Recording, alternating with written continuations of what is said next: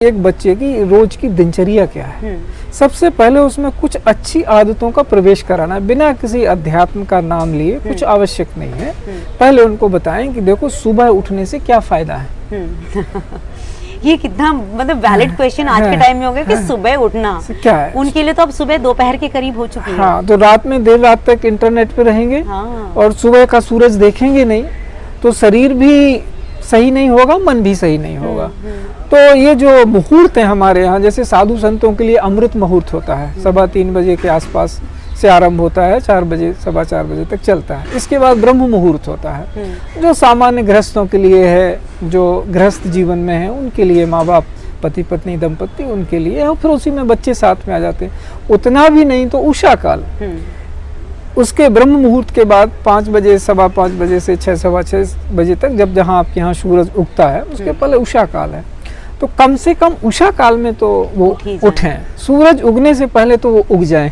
सूरज उठे आए उसके पहले वो स्वागत करने के लिए तैयार हो। तो उनके मन में और शरीर में कुछ अच्छे परिवर्तन होंगे।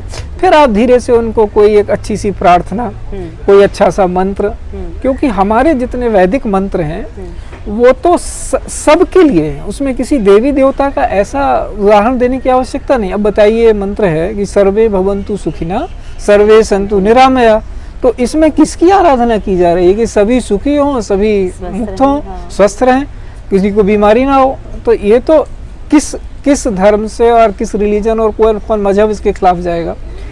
तो बच्चे को हमने सबसे ज्यादा जो सो कॉल्ड सेकुलरिज्म है, वो तो हमने उसको इसमें ही घुट्टी में पिला दिया। वो तो उसका मन वैसे ही बृहत हो जाएगा।